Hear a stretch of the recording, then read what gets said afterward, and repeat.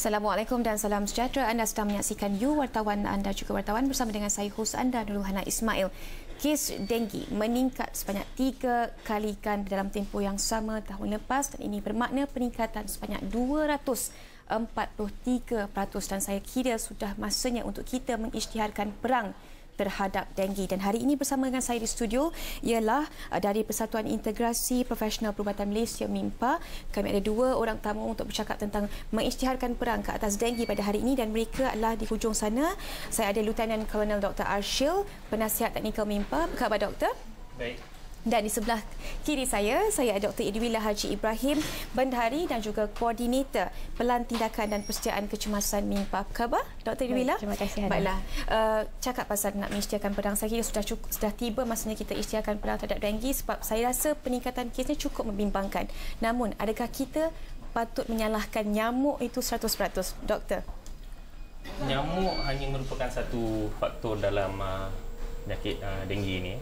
Tapi sebenarnya masalah sebenar yang kita dapat lihat di Malaysia, walaupun terdapat sedikit baik pulih ataupun tambah baik dalam proses pencegahan denggi oleh pihak Kementerian Kesihatan, tapi masalah utamanya adalah di peringkat komuniti. Kerana walaupun tahap kesedaran komuniti itu telah ada setelah berdekat-dekat proses pencerahan dilakukan oleh Kementerian Kesihatan, tetapi ia tidak diaplikasikan dalam bentuk action, not translated into action di dalam peringkat komuniti. Okey, Dr. Edwila, kita lihat memang seperti Dr. Arshil cakap tadi kan, memang masyarakat kesedaran itu cukup tinggi, tetapi mereka ini lebih cenderung untuk mengabaikan pencegahan daripada mengelak pandemik denggi ini. Mengapa mereka begitu cenderung untuk mengabaikan prosedur-prosedur untuk membersihkan kawasan mereka? Mengapa ya?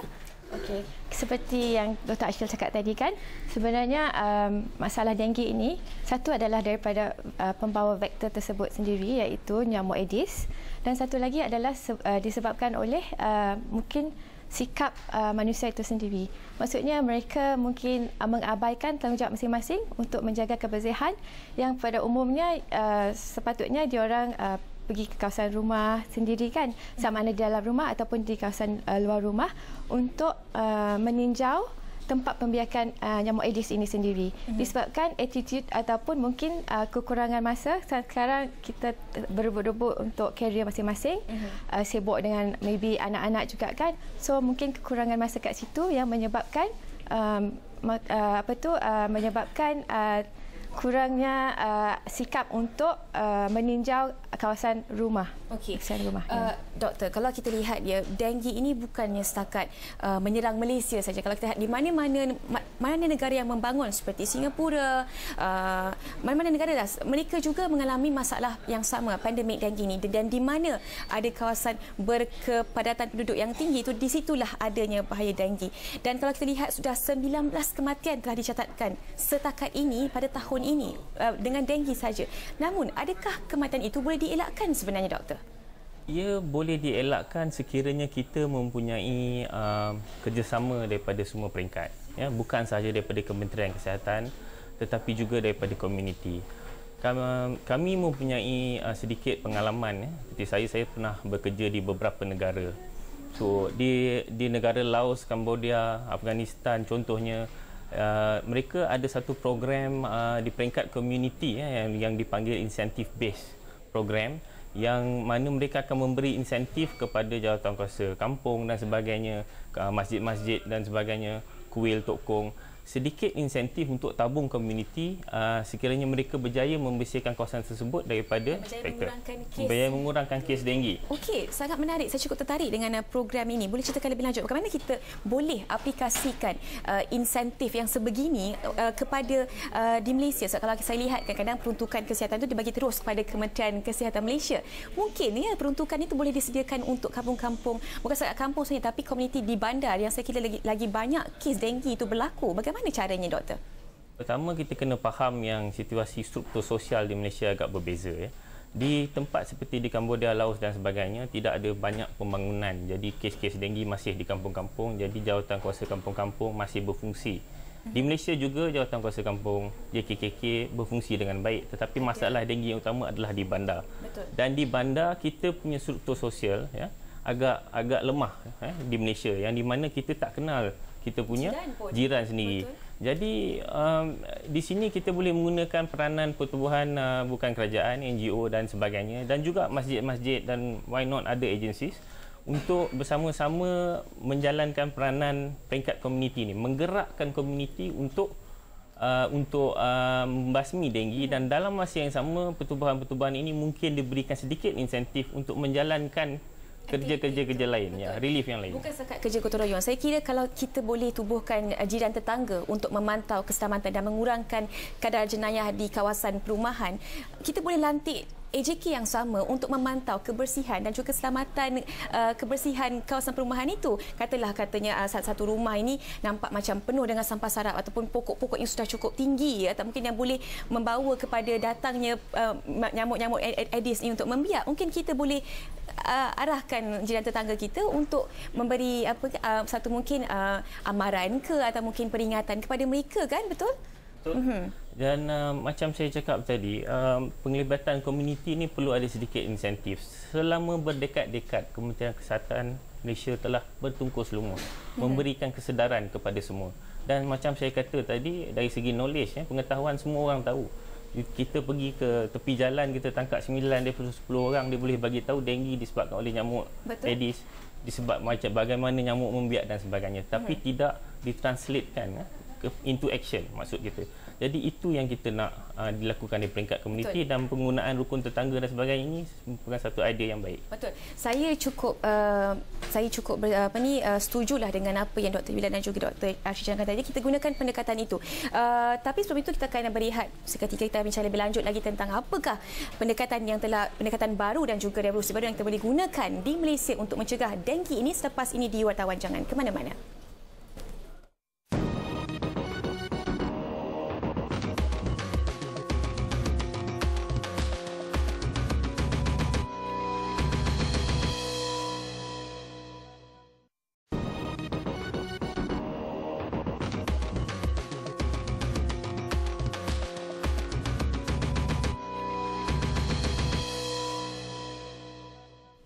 Bertemu kembali di Wartawan. Kami di Awani telah pun mengisytiharkan perang denggi dan saya kira anda juga perlulah berbuat demikian. Tapi sebelum itu, bersama-sama kita talian ketika ini ialah Dr. Zainal Abidin bin Abu Bakar, Ketua Penolong Pengarah Kanan Vektor dari Kementerian Kesihatan Malaysia. Assalamualaikum Dr. Zainal.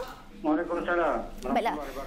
Doktor, mungkin doktor boleh terangkan apakah pelan tindakan KKM setakat ini untuk memerangi denggi? Okey, seperti yang kita sedia maklum, kejadian kes denggi di seluruh Malaysia sedang meningkat dengan begitu tinggi sekali. Peningkatan sebanyak 277%, iaitu 7,876 kes. Jadi sehingga 6 Februari 10,712 kes denggi telah dilaporkan. Dan pendekatan kita sekarang ini, kita sudah antara aktiviti yang kita laksanakan adalah engagement, public engagement. Apa yang penting di sini yang kita nak terapkan adalah itu pengurangan sumber, aktiviti source reduction, di mana bukan saja tindakan ini bukan saja atas Kementerian Kesihatan saja, individu dan juga komuniti, juga sektor bukan kerajaan juga turut sama terlibat dalam menangani masalah denggi. Jadi itu satu daripada langkah. Jadi apa yang penting di sini, kita berharap komuniti dan juga agensi kerajaan turut sama membantu kesihatan untuk memeriksa dan mencari dan memusnahkan tempat pemberian denggi dalam sekitaran kediaman seminggu sekali. Dan yang keduanya dari segi kita juga perlu memastikan jawatan kuasa penduduk atau pihak berwajib melaksanakan aktiviti pembersihan secara berkala. Dan pengujukan di setiap daerah ataupun lokaliti ini perlu diwujudkan pasukan kombi yang bergerak aktif yang akan membantu kami dari segi pemeriksaan tempat-tempat pemeriksaan dan juga menghapuskan tempat pemeriksaan. Begitu juga dengan aktiviti gotong royong yang perlu dijalankan di lokaliti wabak. Doktor, saya begitu. Mungkin doktor boleh berikan informasi kepada kami tentang apakah kawasan-kawasan hotspot ketika ini yang mencatatkan kes tinggi denggi ketika ini? Okey, sehingga 1 Februari 2 Februari lepas kita ada 115 lokasi hotspot yang dilaporkan berlaku di seluruh Malaysia. Kebanyakannya berlaku di Selangor, iaitu 57 lokaliti berlaku di daerah Petaling, 43 lokaliti di daerah Hulu Langat, 6 di lokaliti Seremban, 5 lokaliti di Gombak dan juga di Titi Wangsa, dan masing-masing 1 di Hulu Kelang, Hulu Selangor dan juga Kelang. Jadi lokaliti spot ini adalah lokaliti di mana kejadian wabak telah berlaku melebihi 30 hari ke atas. Baiklah, terima kasih banyak-banyak Dr. Zainal Abidin di atas penerangan anda itu tadi. Okey, Assalamualaikum. Baiklah, Dr. Arsyid tadi dicakap pasal engagement dengan public itu. Kementerian Kesihatan Malaysia memang akan sentiasa cuba untuk engage dengan public, tapi saya kira kadang-kadang kempen kesedaran itu memang tidak sampai. Mengapa kempen kesedaran memang walaupun sentiasa kerap diadakan tapi tidak sampai sebenarnya kepada masyarakat? Kempen kesedaran itu sebenarnya sampai kepada masyarakat, tetapi kita mudah lupa. Masyarakat sangat mudah lupa. Dan kita hanya melakukan kempen-kempen pembersihan ketika wabak terjadi seperti ini. Sepatutnya perkara ini berterusan dan merupakan satu perkara yang komuniti lakukan secara berterusan. Ini yang kita cuba bridge the gap. Kita cuba fill dengan melakukan long term community engagement project melalui pertubuhan-pertubuhan bukan kerajaan. Kita mahukan sepanjang masa, ya, masyarakat sentiasa diingatkan, digerakkan dan secara aktif menjaga persekitaran kebersihan tanpa memerlukan desakan daripada pihak-pihak berkuasa. Tapi tentunya kita perlukan seseorang dalam satu komuniti itu untuk menggerakkan dan sentiasa mengingatkan. Kalau di kampung-kampung kita ada ketua kampung, tapi di sini macam doktor cakap di bandar, we hardly listen to anyone pun sebenarnya, dan kita pun tak kenal dengan jiran kita. Jadi siapa yang doktor kira yang boleh kita lantik individu ini menjadi orang bertanggungjawab dia untuk mengingatkan masyarakat setiap hari, dan juga mungkin bukan sekadar untuk masalah denggi saja, mungkin permasalahan penyakit lain contohnya macam malaria ke apa-apa saja yang boleh mengganggu ataupun wabak ke yang boleh saya kira menjejaskan kesihatan penduduk masyarakat di Malaysia. Untuk ini kita boleh berkongsi sedikit pengalaman beberapa agensi yang telah bekerja di negara Afghanistan. Di sana sebagai contohnya, masyarakat dia sangat degil, sangat sukar untuk mendengar nasihat daripada mana-mana pihak berkuasa tempatan maupun presiden dia sendiri. Tapi di sana mereka mempunyai rasa hormat yang sangat tinggi kepada Tok Imam, kita panggil mullah di sana. Jadi kita boleh menggunakan prinsip yang sama. Ini hanya salah satu, bukan hanya the only way, tetapi salah satu cara yang mana kita boleh gunakan khutbah Jumaat contohnya. Khutbah Jumaat kita perlu sentiasa mempunyai mesej kesihatan.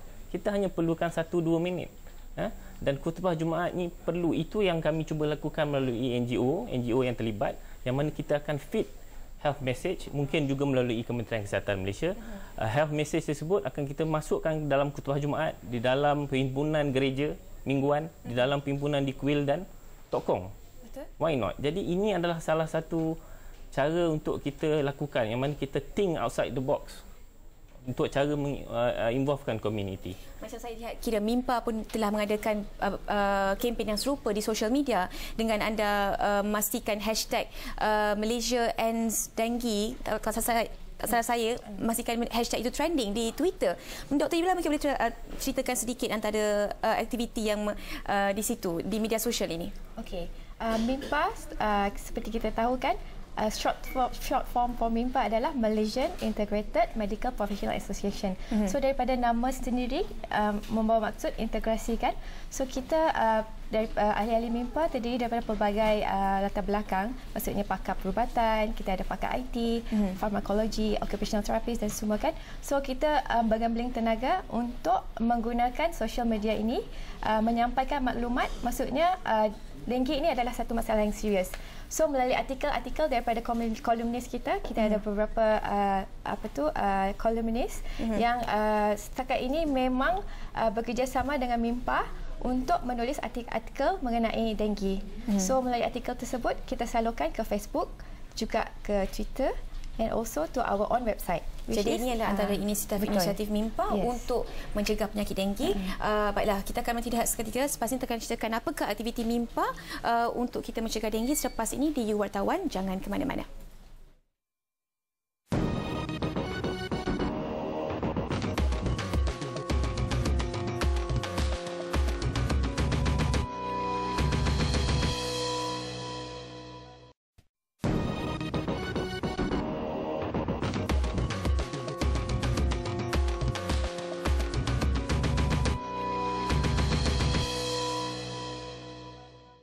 Bertemu kembali di You Wartawan, kita bercakap tentang pengisytiharan perang ke atas wabak denggi dan saya masih lagi bersama dengan Dr. Arshil dan juga Dr. Irwila dari MIMPA.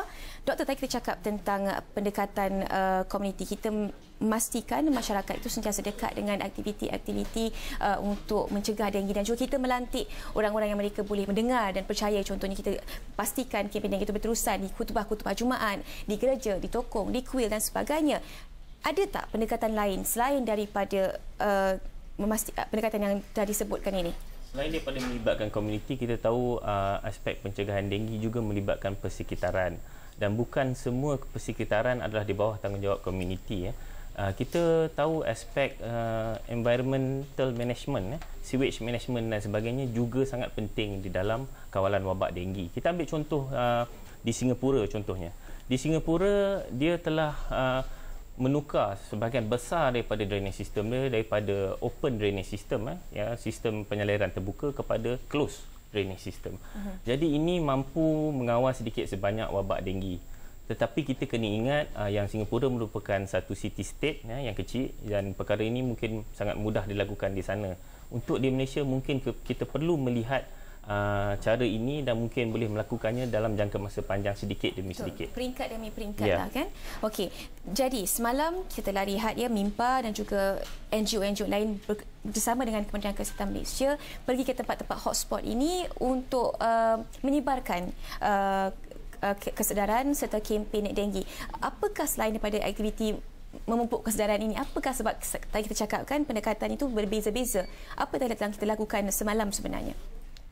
Okey, pihak Kementerian Kesihatan Malaysia sangat agresif dalam memerangi wabak denggi ini. So KKM telah actually menjemput badan-badan NGO yang berminat. So MIMPA telah menyahut cabaran ini di mana MIMPA berkolaborasi dengan NGO lain, contoh seperti MOSIT, Medical Officer Specialist in Training, Malaysia Relief Agency, juga Persatuan Ikram Malaysia, Imam Islamic Medical Association Malaysia dan juga beberapa NGO lain daripada pelbagai latar belakang telah semalam kita telah berkolaborasi, duduk bersama-sama, brainstorm untuk menyediakan satu kertas kerja untuk memerangi wabak denggi di seluruh Malaysia. Dengan harapan bahawa bukan saja kertas kerja ini dalam satu bentuk kertas tetapi akan ditranslasikan ke action di mana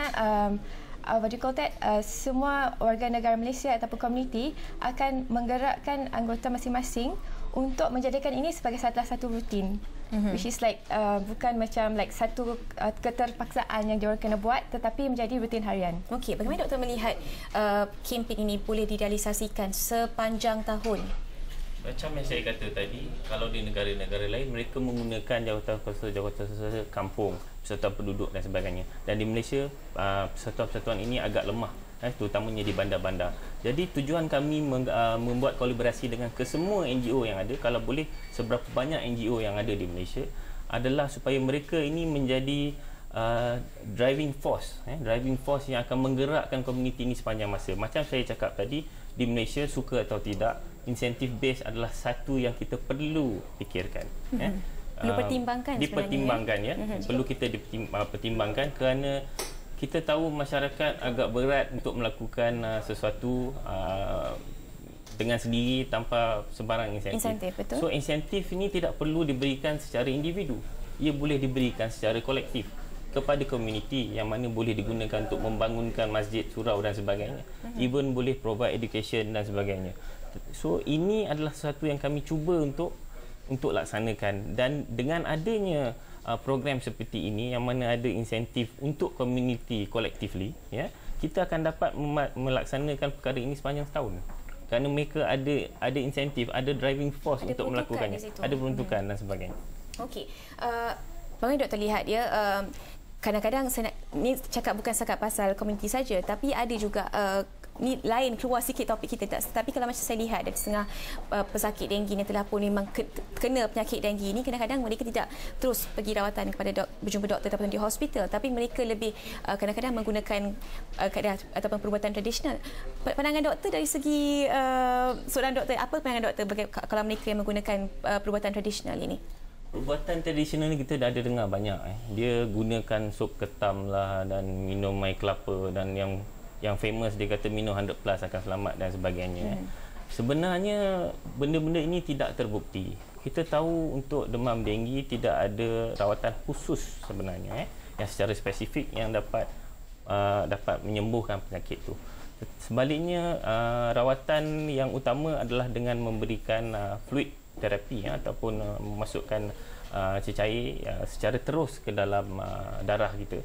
Dan ini memang sangat terbukti sekiranya dilakukan awal akan mengurangkan risiko komplikasi penyakit denggi, iaitu demam denggi berdarah dan seterusnya kematian. Berbanding dengan sup ketam dan sebagainya, ini kita kena sebagai negara yang menuju ke arah negara moden, kita kena tahu yang semua ini perlu ada evidence based medicine, kita panggil bukti-bukti kukuh melalui research. Perkara-perkara ini tidak pernah terbukti di mana-mana research. Jadi saya harap rakyat Malaysia tidak percaya dan pergi ke hospital dengan lebih awal sekiranya. Dr. Ida mungkin nak tambah? Ya, betul. Saya sangat setuju dengan apa yang Dr. Arshil cakap tadi. Sebab seperti yang kita tahu, demam denggi sendiri, simptom dia adalah tidak spesifik. Okey, selalunya pasien akan datang dengan demam yang usually pada tahap 40 darjah Celsius, mengalami sakit-sakit badan, sakit di bahagian mata, mual-mual, so tak spesifik. So sekiranya ada pesakit yang datang daripada area yang hotspot ni, yang kawasan panas ni, lebih seperti baik yang disebutkan oleh Dr. Zainal tadi dalam perbualan talian. So lebih baik sekiranya pesakit ini dibawa ke klinik ataupun hospital yang berdekatan untuk mendapatkan pemeriksaan yang sewajarnya, untuk mengelakkan ialah kes-kes kematian yang bertambah setakat ini. Okey, terakhir mungkin doktor boleh wrap up sikit perbincangan kita pada hari ini, doktor. Jadi perbincangan kita hari ini lebih menjurus kepada percubaan untuk melibatkan komuniti secara aktif. Dan kita tahu tanggungjawab membantas denggi bukan tanggungjawab kerajaan, pihak berkuasa tempatan dan pihak berkuasa kesihatan sahaja. Sebaliknya perlu melibatkan penglibatan aktif semua orang. Oleh itu, satu usaha yang kami gerakkan melibatkan pertubuhan bukan kerajaan adalah dengan bertujuan meringankan beban kerajaan, dalam masa yang sama mungkin mendapatkan peruntukan kewangan secara jangka masa panjang tanpa perlu mengharapkan 100% daripada kerajaan untuk cuba membantras wabak denggi. Sehingga kita mengubah sikap kita dan mengambil sikap ambil tahu di dalam aspek pembantrasan denggi, kita tidak akan berjaya. Malaysia telah berdekad-dekad melalui Kementerian Kesihatan telah all out cuba untuk membantras denggi, tetapi kes itu meningkat sepanjang masa demi zaman, tahun demi tahun dia meningkat. Dan ini menunjukkan yang there's something wrong with it. Sesuatu yang perlu kita ubah. Dan kita pasti dengan cara melibatkan komuniti secara aktif, kita akan mampu mengubah itu. Saya kira sudah masa untuk kita berhenti menuding jari kepada pembangunan, kepada kerajaan, berhenti menuding jari kepada nyamuk yang kita kata membawa penyakit ini. Dan saya rasa kita patut start menyedari bahawa sebenarnya segalanya bermula daripada kita, kan, doktor? Terima kasih banyak Dr. Irwila, Dr. Arshil. Itu sahaja perbincangan kita di Wartawan pada hari ini. InsyaAllah akan berjumpa lagi di episod yang akan datang. Assalamualaikum dan salam hormat.